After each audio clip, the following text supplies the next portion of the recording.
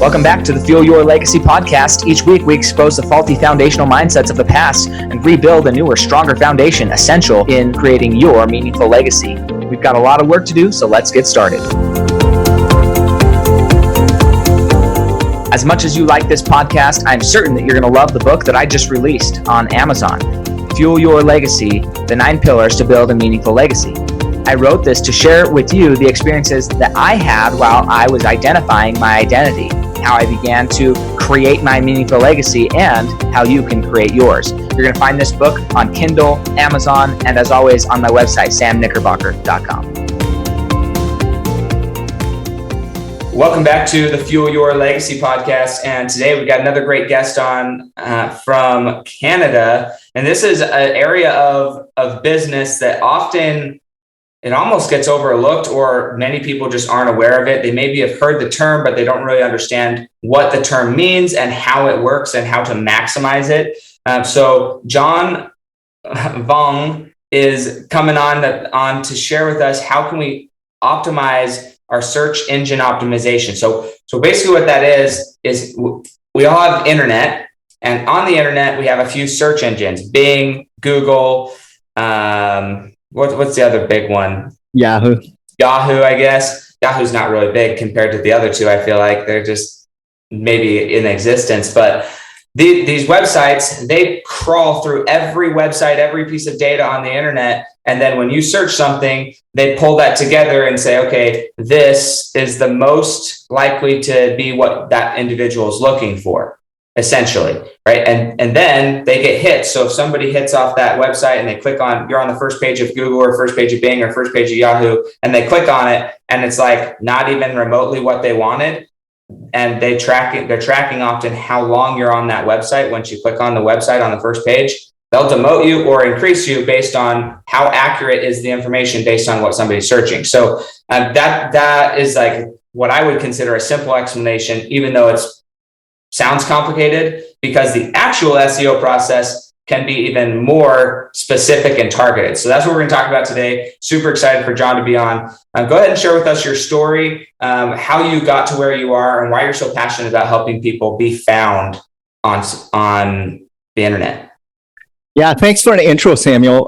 Excited to be on your show. And I do want to maybe share with the listeners that don't know me a little bit about my backstory. So my parents actually left the Vietnam War back in 1980, and I was conceived shortly after, a couple weeks, I would say, here in Canada. I'm the fourth child of immigrant parents coming from Vietnam. So they liquidated everything, didn't know the language, didn't know anyone coming to Canada. But they sacrificed everything they had for the next generation.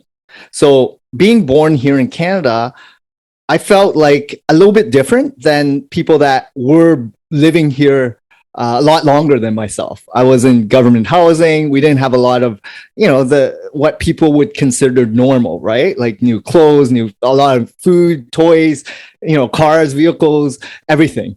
We had to learn to survive with each other. But one of the biggest foundational pieces I learned looking back was my parents always made sure that we always had food and shelter, and we had dinner together, which meant family ties was so important to us because that's all we had, each other.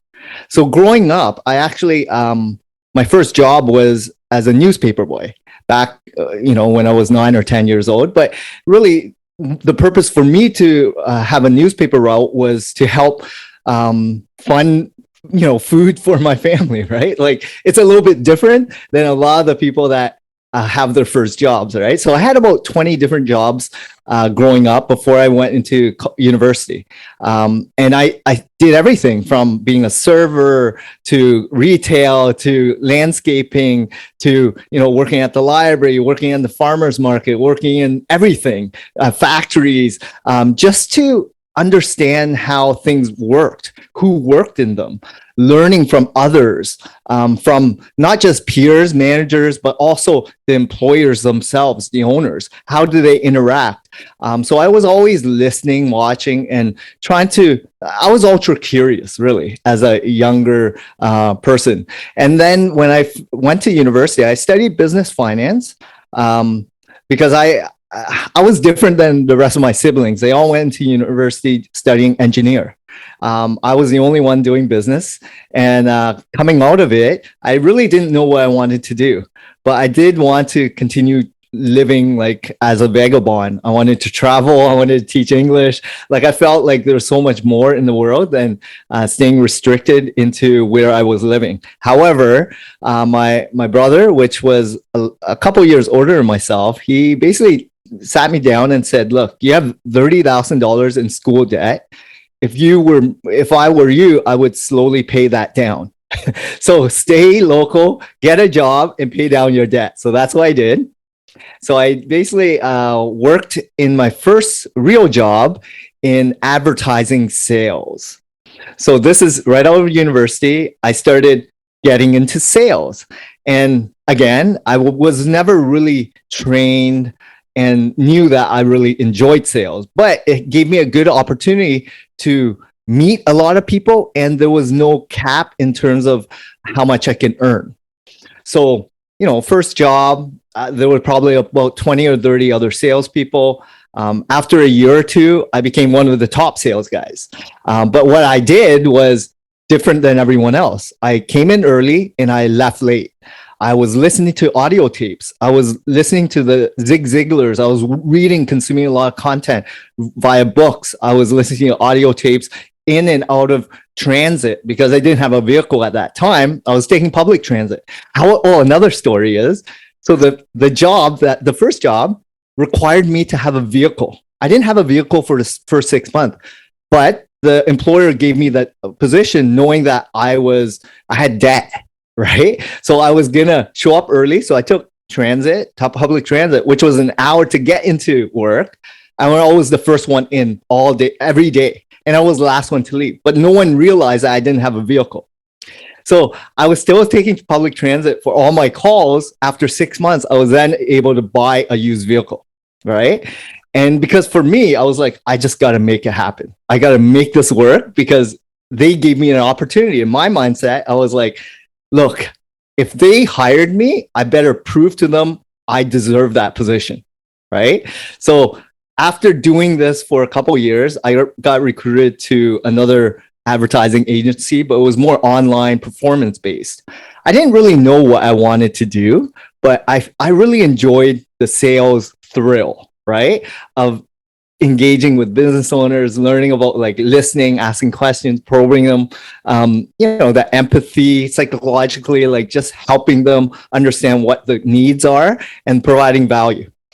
And with that, I dabbled into this online performance base before this Google started taking off. I was working with large Fortune 500 companies, learning about this click-throughs, paid ads, contextual ads, retargeting ads.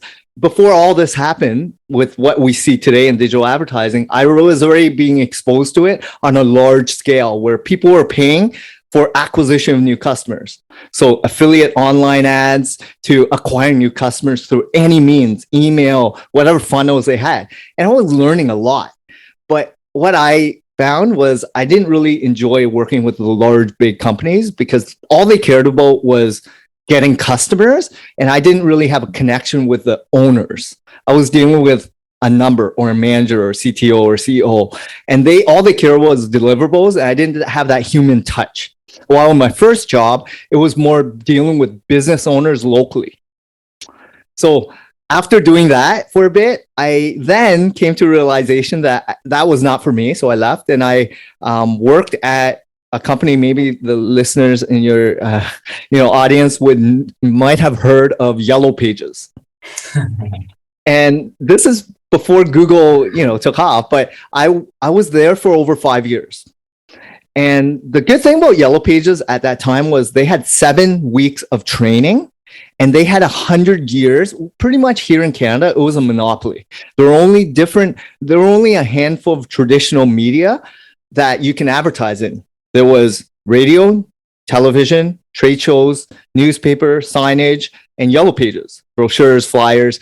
But Yellow Pages was the directory where every single business locally had to advertise if they wanted to get leads and customers. So they had like 500,000 advertisers in Canada, and we were the only book. In the US, I know there's a lot of different types of books, Yellow Book, Verizon, everyone had a book, right? But here in Canada, it was just that one. So it was great experience and exposure. And in the 5 years, I was working with over 5,000 local business owners. One-to-one, I had a book of business, and I was meeting business owners in every single niche and industry in that phone book, which was the trades, the professional service, the B2B. But I was dealing with the business owners. And I felt that was the best training or mentorship I've ever experienced while at work. Because every single meeting I had was, I didn't really have to sell much. Everyone knew the product, right? I was just wanting to build a connection with the business owners, building a relationship with them to want to uncover what they're looking for. But what I really uncovered and figured out was what it took to be a business owner, what they really enjoy doing, and what kept them going for so many years, decades, and generations sometimes. And I met so many business owners in every aspect of life, from culture, region, age, you name it, right? In every single industry. So it was amazing amount of knowledge, insight, and access I had, right? So during that period, what I really realized was I love these business owners because they taught me so much about what it takes to be a successful business owner and what really, why people were living. They really did this to support their family and community, and they kept adding value to the people that meant the most in their lives, which was their customers and their staff, right? So they kept their staff strong, they had good values, and they kept their community strong by supporting one another. And it takes a village to work together to sustain for many, many years and decades and generations. So that's what I loved about them. However, they voiced a lot of concerns, right? As you know, Yellow Pages was not the go-to advertising medium of choice. This internet thing started taking off. Everyone was having their smartphones.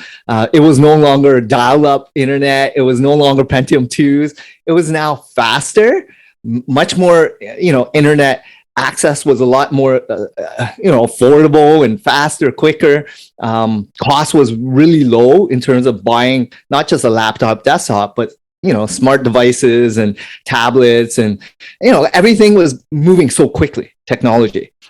And Google started taking off, right? It's like, okay, I can find things real time as opposed to wait for that book coming out once a year, right? You can have a website and modify and update it right away. Everything is more at your fingertips right now. And everyone was now understanding that people's behaviors were shifting. When they were looking for something, they no longer looked in the phone book because it was not real time.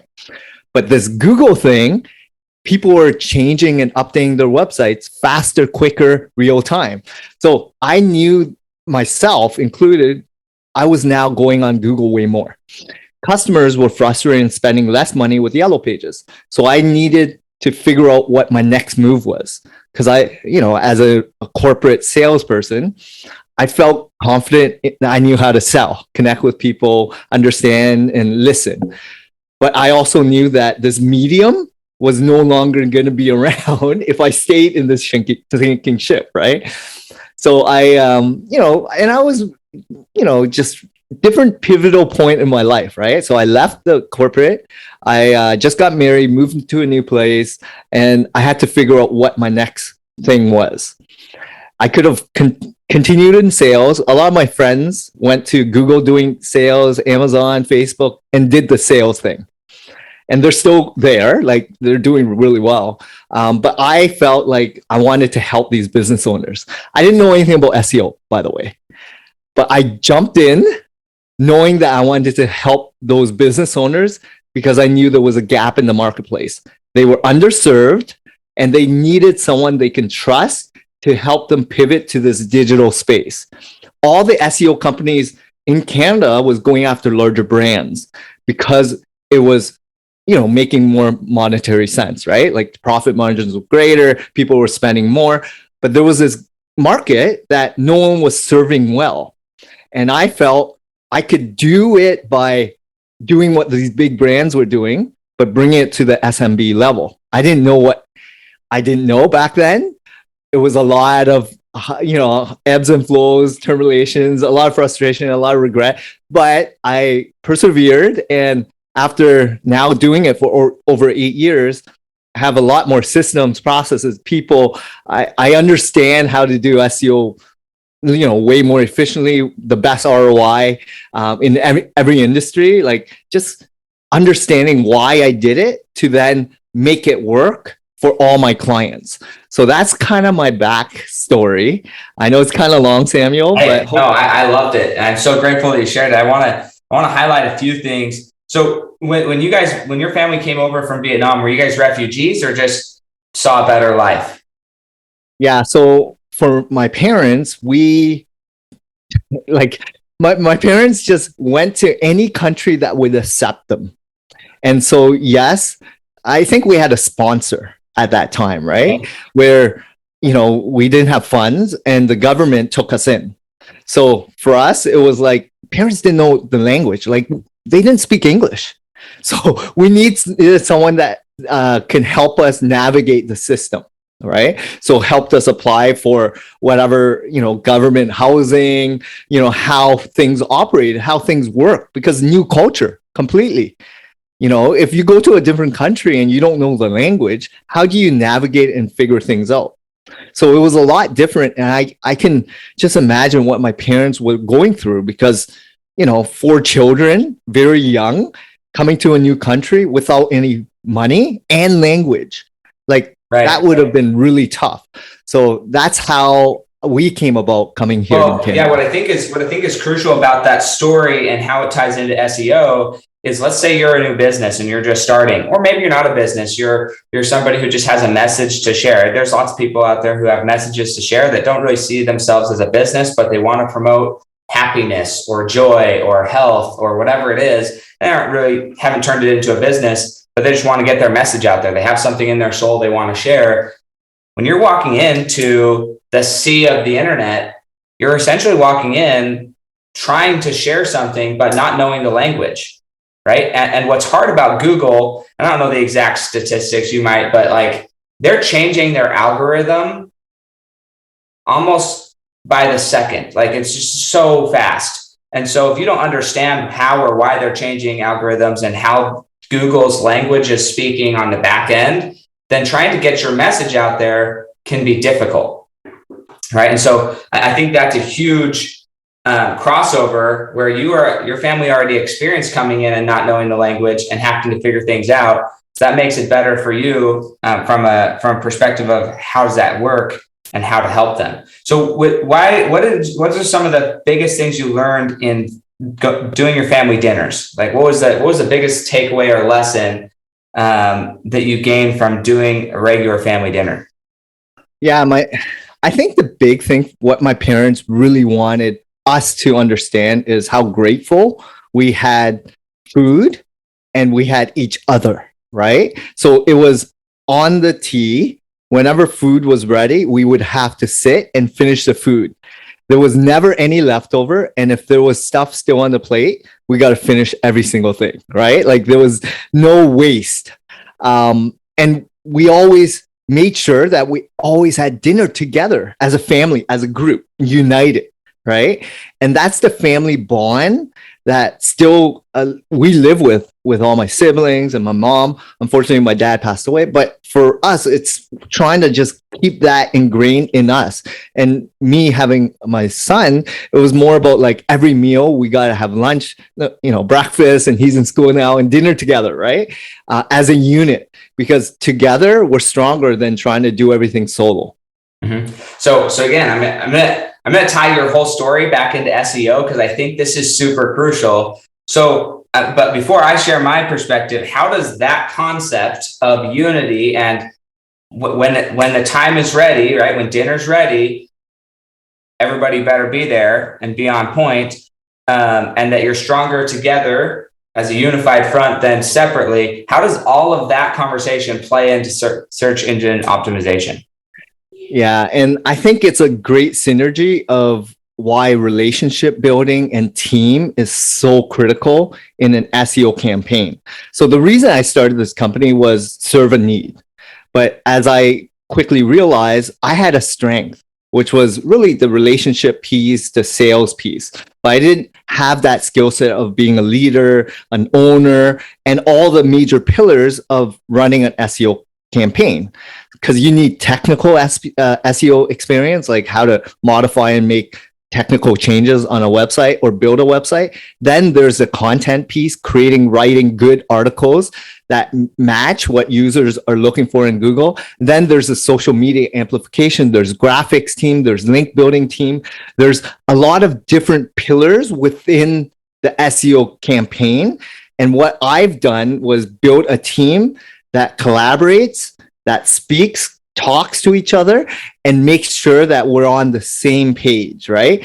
Which is the focus and goal of every single campaign and client. So I'm very clear on the on-site set of onboarding new clients, letting them know that it's a team effort and we're going to hit your ultimate goal, the KPI metric. Mm-hmm. But with that, we have everything operating smoothly, right? Like functionally, but it took time to build that.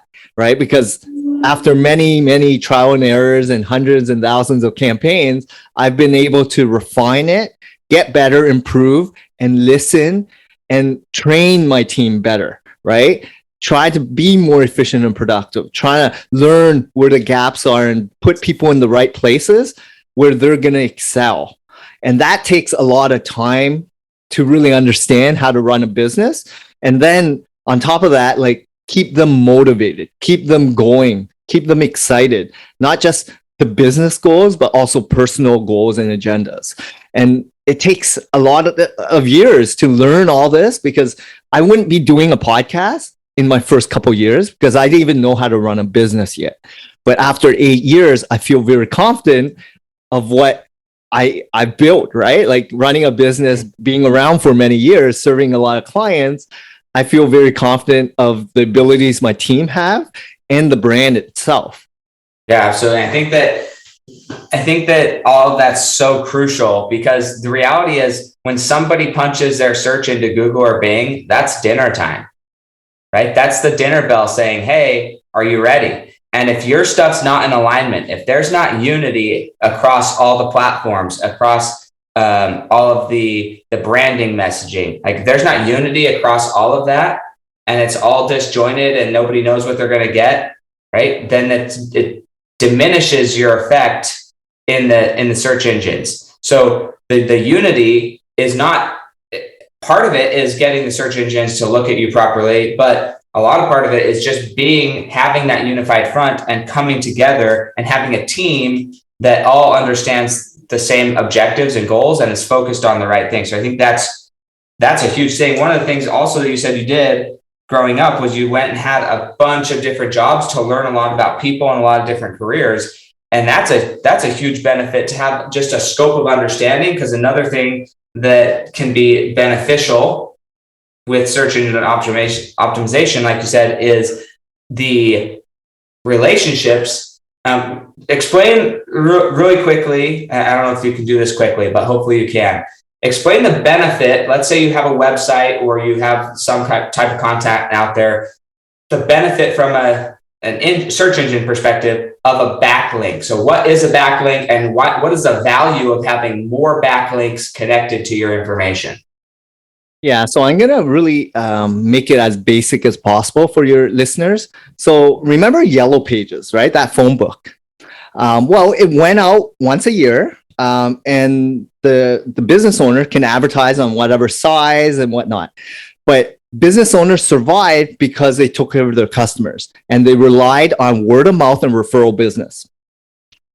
And before the internet, it was a reference letter or a piece of paper that had a testimonial, right?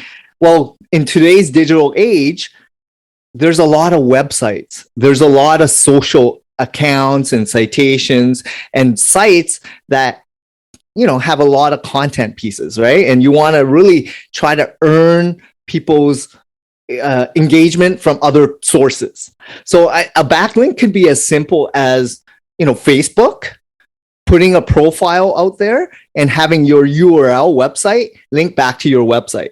So that's called an account creation of a social media account. But there's citation accounts, which is directory submission. So Yellow Pages has a Yellow Pages online. You can submit your information on the Yellow Pages. And when you have that website URL, it links back to you. The only challenge is it's a no follow and there's no link juice being passed to you. So there's parameters after a backlink that you need to understand as a SEOer. The other way to earn backlinks is, press releases or you're contributing content on other people's site.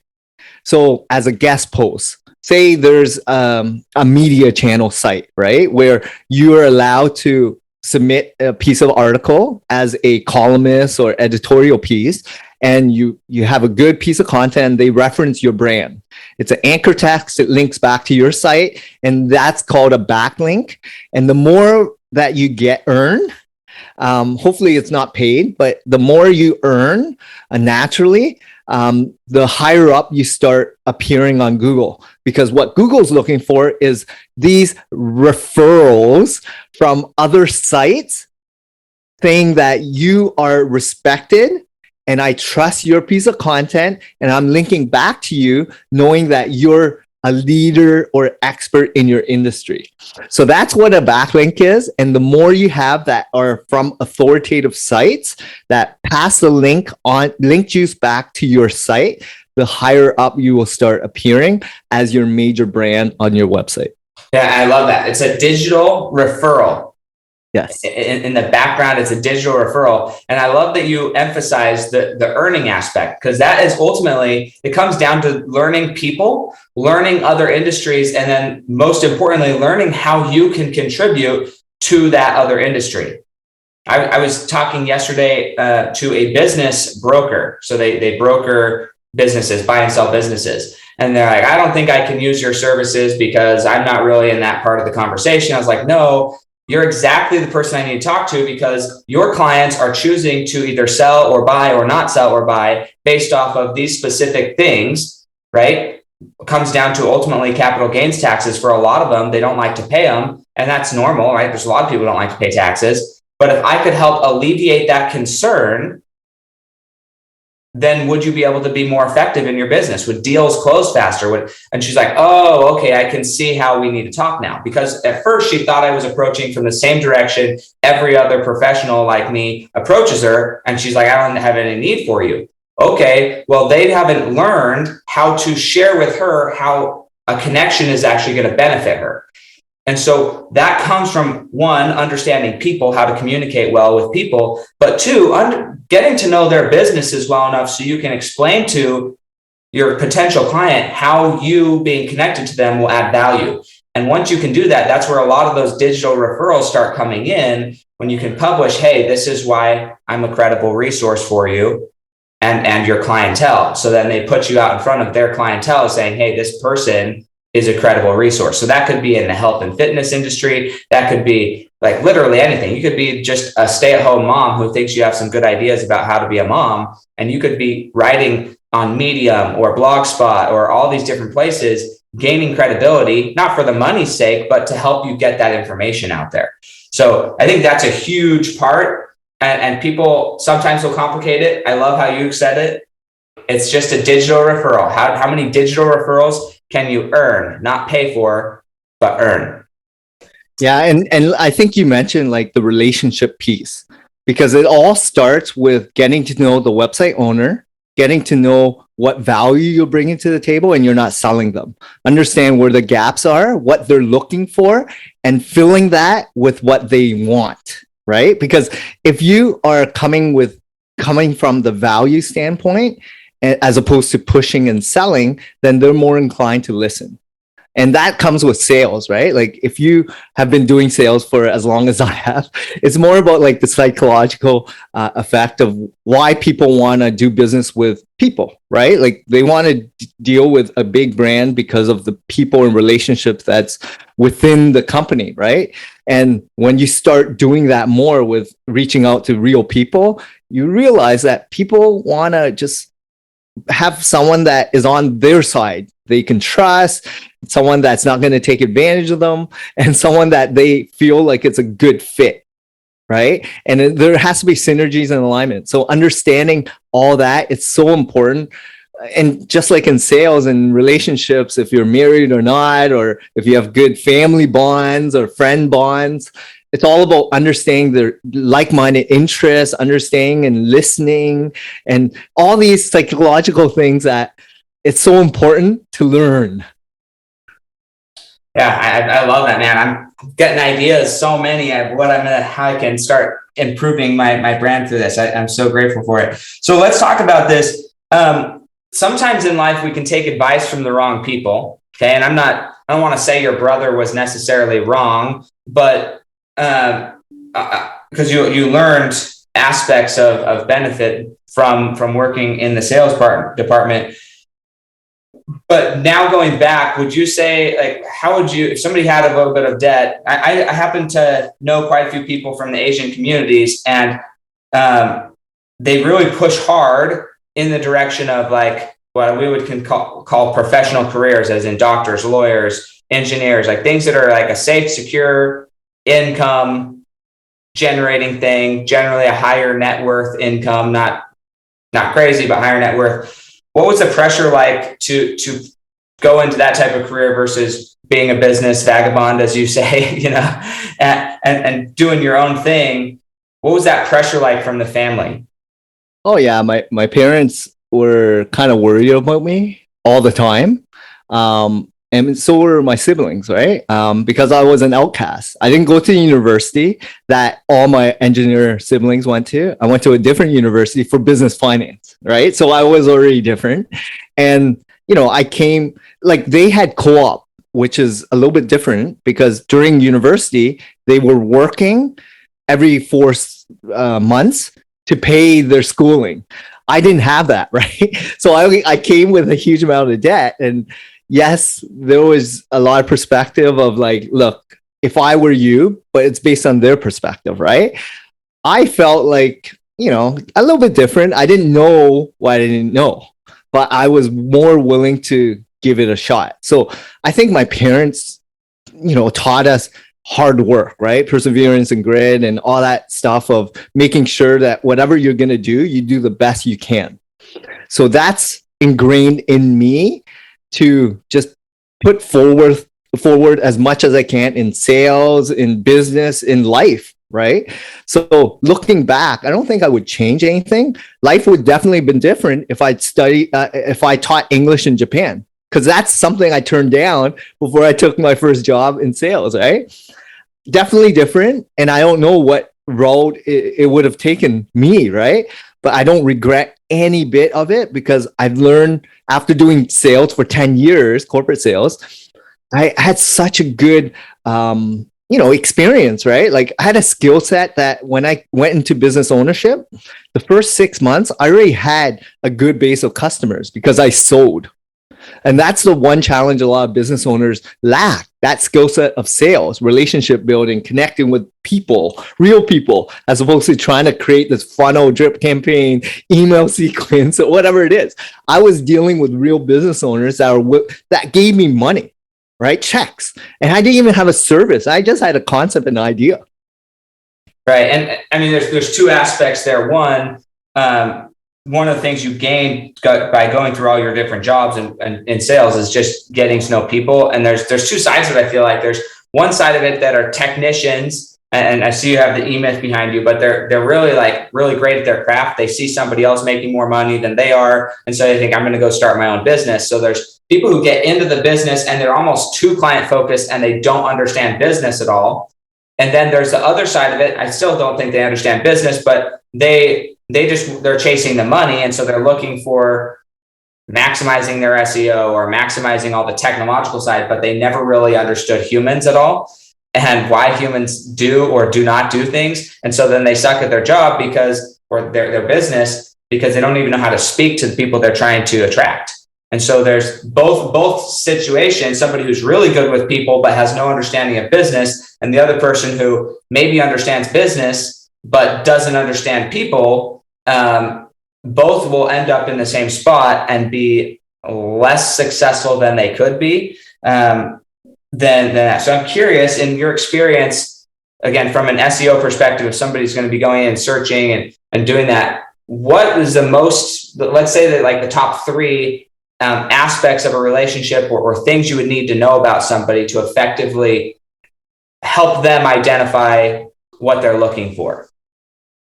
Yeah. So with not just in SEO, but in business, in life, really, you need to figure out like, what are you bringing to the table in other people's lives, right? What are you most proud of? What are you going to share to others? But also understand that people want to connect with people that are like-minded, or they have similar interests or hobbies, or, they have something in common, right? Sports or food or travel or whatever it may be. And when you start throwing this stuff out where you're trying to probe, listen, understand, grasp, and then, because during all my studies of, working with these business owners and listening, I would not even talk about myself. I would always just ask questions. For 50 minutes, they love talking about themselves. Let them go to town with that, right? And I would be taking notes.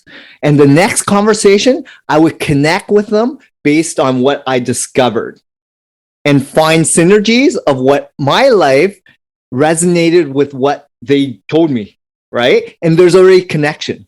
And that's how you sell, by listening. And you don't talk, right? I never talk about myself except these podcasts, but because I'm all about like trying to understand where they're at in their life, what do they want out of the relationship or this product service, and will this be a good fit or not? All right. And when you start doing that more, reading people, business owners or relationships or hobbies, neighbors, communities, whatever it is, you start understanding what people really are looking for, right? And you have to connect based on where you're at in your life as well. Like someone that's starting their career versus someone like myself, we're so far off, but we can still add value in people's lives, right? So understanding where people are coming from, and then give them your insight based on the wisdom that you've created for so many years of your life, right?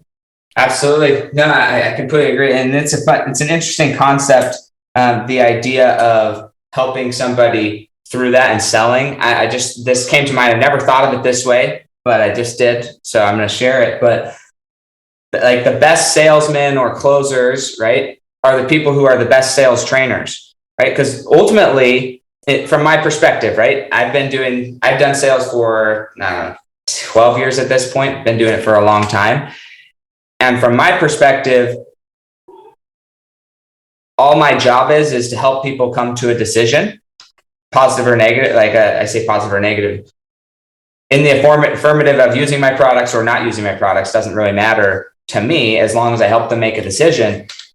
But from a point of sales, ultimately, they have to sell themselves on it. And if you can help somebody sell themselves on your service, that's the best situation possible. It's not about you selling them anything. It's you guiding them through selling themselves on your product.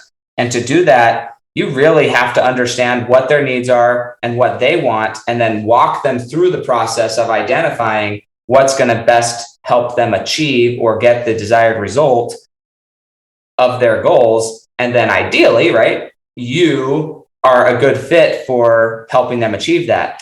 There's been sometimes though, I'm sure you've experienced this, where somebody comes in, they think they want your services, and you go through that process and you pretty much figure out that it's not a good fit right now for whatever reason. It could be any reason. And at that point, you have to, as the professional, be willing to say, you know what, right now, I'm not the person for you. You need to go do XYZ before we ever have another conversation. Not because I don't want to help you, but because I'm not the next step in your growth or your progression.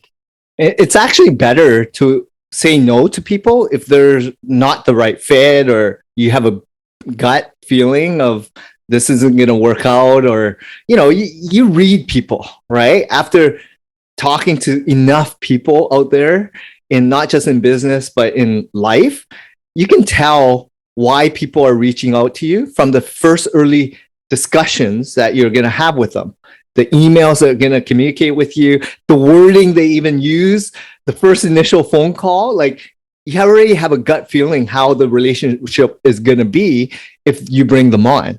So it just takes time of learning what you're looking for. And it's so important to create that avatar, that persona, but it takes years to harvest that, because early days of business ownership, you're taking anything on, right? Because you need revenue. And if you just left your job to start a business, it's hard, it's challenging, right? And a lot of people don't sustain or, are able to survive after 1-2 years because they're struggling on how to run a business. Like, if you've never really learned businesses, it's very difficult to jump into it without knowing how to run it, right? The USP, competitive landscape, understanding the systems, process, everything, right? There's so much to learn. But for me, it's more like I'm always trying to learn so many different aspects, right? And that's what challenges me, not just in the SEO landscape, but as a leader now, as the founder of this agency, as a better father, as a better, I look at this with my team and I'm like, how do I help you in the next 5-10 years hit your personal goals? What are some of the milestones that you want to hit so that we can work together to achieve that? And the more you understand that you're in it together, then they're more on the same ship to serve all of our clients, right? So it's about reading people. And the more you do that, the more you're going to enjoy what you're doing. Yeah, I think this plays into it's something that changed in business, I would say, certainly over the last 15 years, but maybe even the last 5 to 10. It could have been shorter as far as being more widespread. And that is that the idea of you having to really be invested in helping your employees or your business partners really focus on getting what they want. It used to be pre-2000 for sure, when somebody would go to a corporation, they would work there for 40 years, get their pension and retire. There was no real focus from the employer perspective of helping their employees or their constituents get their dreams or objectives. I think part of that was there was still a generalized, even though we call it the American dream, it's pretty much across the world, the dream of, hey, you're going to get a house, you're going to work for so many years, you're going to pay off your house, pay off your cars, you're going to want to retire on this beach, and you and your family are going to drive off into the sunset. And when that ideal shifted away and people are no longer chasing that, they're chasing something that's a lot more rapid and hopefully in the next 3 to 5 years they're attaining, then it's put an extra focus on the companies to really be focusing on helping their clients or their individual employees achieve their dreams. Because if they're not focused on helping their clients or their employees achieve their dreams faster, and they're not strategizing about that, then that's where you see a high turnover in a business and also in clientele, right? Because if there's high turnover in a business, there's something not communicating there. And if the clientele doesn't feel like you are directly helping them build their dream, the clientele is not going to be there either. Right? Nobody sold Kleenex thinking, I've got to buy a Kleenex because Kleenex is helping me achieve my dream. That's not how advertising really was done 20, 30, 40 years ago. Now you watch commercials and all of it is about the experience. And then at the very end, they say, hey, we provided this experience for you, this company. It's so much less about the product and more about the experiences now than I feel like it used to be. If you go back and look at advertising commercials and stuff from the 80s and 90s, this is way different advertising style. I think you have a really good point there, because after Tim Ferriss came out with the 4-hour work week and a lot of books along the line of like lifestyle choices and being in control of your destiny and working remotely because of this new digital age, as well as during this pandemic, it allowed people to realize that, do they need that little box in New York City, Manhattan, or do you want more space? And can you still work efficiently without going into the office? Do you need, can you operate on the beach and still be efficient and effective? Can you do things and you're still enjoying a good lifestyle without being restricted to what everyone thinks you need, right? Then you come to a realization as you age, you become more wise on what your priorities are, what you're looking for. And I think with access of information, and I really believe, because today you can find any video on YouTube, Netflix, Amazon, whatever, and then podcasts. You can listen. You can, go on images like Instagram, Pinterest. You can read blogs online anywhere. You can buy books, ebooks, audiobooks, and you can consume so much information anywhere at a fraction of the cost, real time. So with that information age and technology, anyone could do anything right now. Right? Start a business, work anywhere, start a SaaS company. But as an employer, as a business owner, the hardest thing is to retain good employees. And because people understand this, it's more about like, how do you cultivate a good culture and understand that they are valued, and people want to know that they are respected in their trade or at the company, so that they can continue thriving, right? And growing personally as well. So with that abundance of choice, people, look, as an employee, there's a lot of startup companies, a lot of like tech startup, VC startups, everything is like funded, right? There's a lot of money going into this, and they're trying to build a culture, try to, have seed money, have a lot of options, have a lot of stock options. As you're growing and learning about this, I still feel like the SMBs, the reason I did this SEO campaign, this SEO agency, was small business owners are still the foundation of every single community, city, neighborhood in the world. And without real connections, real people operating in this SMB space, this whole world will be Uber, Lyft. It will be like everything's on the gig economy. Mm-hmm. Right? Which is not going to be good for everyone, right? Because how can you survive on a Lyft or Uber paycheck? Some people do, but it's not the easiest, that's for sure. So how can, let's say somebody wanted to reach out to you, get your assistance in helping optimize their business online, where would they go and how would they go about doing that? What would they expect? What could they expect working with you? Yeah, thanks a lot, Samuel. You can check out my website. It's www.localseosearch.ca. So we're based in Canada, servicing clients all over the world.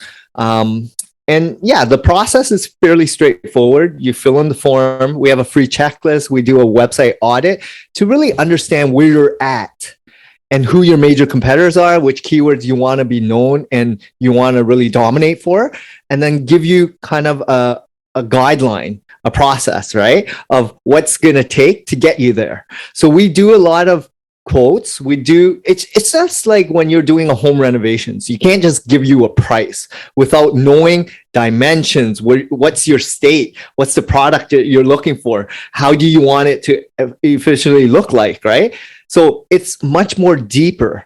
And we also have to be in alignment, because I don't want to work with people that are not in alignment with my values, because I'm all about trying to help good small business owners achieve great success, because they are real community leaders, real family people, real people, right? And that's more important to me, right? And that's what it takes to be, I think a lot of success comes from what you're looking for out of it. And for me, it's about connecting with good humans, not just clients, but staff.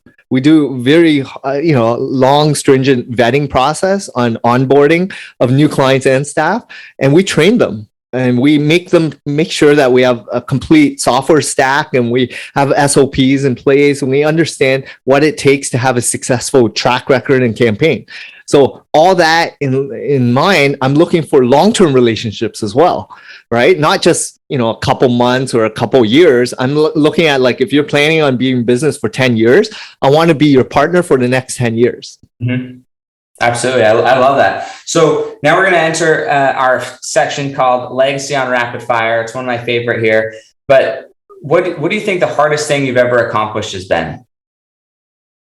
The hardest thing is, again, business ownership is tough. So for me, starting a business without any insight on SEO, learning a new technology, how it works, learning about that, and then setting up a team and training them and learning, that first 2 years was tough. Like working 14, 16-hour days without getting paid much, because I was like putting everything back into the business. So what's been the greatest accomplishment to this point in your life? Biggest accomplishment is being a dad. I mean, being a parent is so rewarding, and I respect every parent out there, knowing what challenges everyone goes through at each stage of childhood, right? Like someone that's 6 months to 1 year to 5 years, you're going through different challenges based on that human, right? That you put onto this earth. So understanding parenthood, it's so rewarding, yet it's so hard. Perfect. Love it. What's one thing do you think is holding you back from reaching the next level of your legacy today? Well, I'm in the process of working on a lot of new initiatives, like not just a book. I'm building a community. I just created a YouTube channel. I'm doing a lot of initiatives. I do a lot of like giving back, like mentoring and coaching. So I feel like I'm on the cusp of fulfilling what I've always wanted to do, right? Which is make an impact, make a dent in the world where I'm helping inspire others to be better humans by connecting with them on a more intimate level and getting to know them, listen, and add value in their lives. So that's ultimately what I'm looking for. Just amplify that. Perfect. And what are one or two, maybe 3 books that you would recommend to the Fuel Your Legacy audience? Oh, I have them right here. I mean, if you're on video, Carol Dweck's Mindset. That's a fairly recent book, but I would strongly recommend it. How to Win Friends and Influence People by Dale Carnegie, and then Psycho-Cybernetics by Maxwell Maltz. All 3 of them were great in terms of the psychological mindset of how to earn your way and listen to people and connect and form really strong relationships with people. Yeah, I love it. I love all 3 of those books. I've read them all multiple times.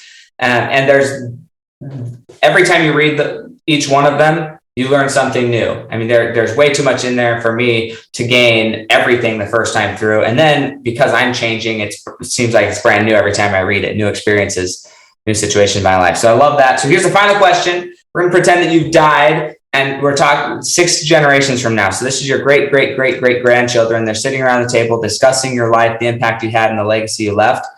What do you want them to be saying about John Vuong's life 6 generations from now? I just was a good dad, good human, doing the right thing. That's all you can ask for, right? Just being good. Awesome. Hey, I love it. I love it because that's the main thing is, are you being remembered how you want to be remembered? Everything that we've talked about today, I think that your intentions, your goals, your focus, it's all about being good and helping other people be good as well. And I love that. So thank you so much. And we will catch you guys next time on the Fuel Your Legacy Show. Thank you, Samuel. Thanks for joining us. If what you heard today resonates with you, please like, comment, and share on social media. Tag me, and if you do give me a shout out, I'll give you a shout out on the next episode. Thanks to all of those who've left a review. It helps spread the message of what it takes to build a legacy that lasts. And we'll catch you next time on Fuel Your Legacy.